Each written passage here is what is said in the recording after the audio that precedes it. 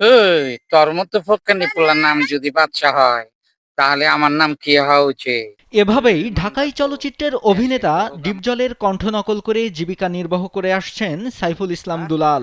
মানুষ তাকে ডিপজল বলেও সম্বোধন করে থাকেন। তিনি শুধু ডিপজলের কণ্ঠই না, নকল করতে পারেন ঢাকাই চলচ্চিত্রের জনপ্রিয় অভিনেতা নায়ক মান্না, খলনায়ক মিজু আহমেদ, মিশা সওদাগর ও কমেডিয়ান অভিনেতা দিলদারের কণ্ঠ।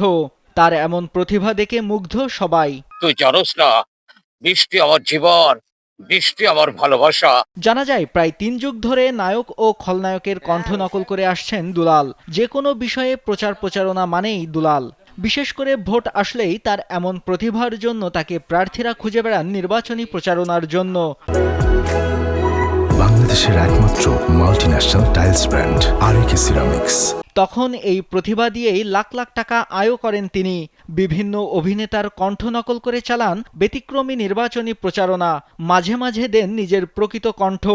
হায় হায় সখিনা, তোরে ছাড়া আমি বাঁচুম না।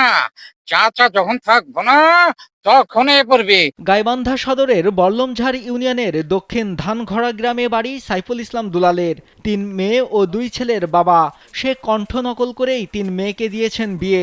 একটি বেসরকারি কোম্পানিতে চাকরির পাশাপাশি বিভিন্ন অভিনেতার কণ্ঠ নকল করে আয় করেন টাকা।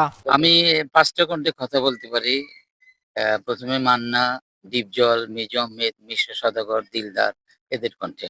আমি স্কুল লাইফ থেকে কিছু কিছু চর্চা করতাম আর কি। সেখান থেকে নাটক ফাটক করতাম আর কি। অভিনয় টিভিনয় করতাম। পরে আপনার কলেজ জীবনেও আসে, বিভিন্ন নাটকে অংশগ্রহণ করছি। আমি সিনেমা হলেতে আমি প্রচার করছি বিভিন্ন ছবি। রোজগার নয়, আবার রোজগার।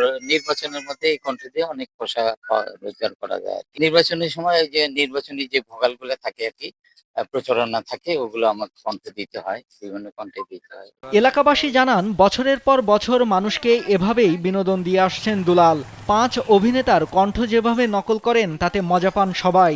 এনার কণ্ঠ শুনে আমাদের হাসি পায়, ভালো লাগে, এই জন্য আমরা শুনি। ওনার কণ্ঠে আমরা ডিপজলের কণ্ঠ শুনি, মান্নার কণ্ঠ শুনি, দিলদারের কণ্ঠ শুনি।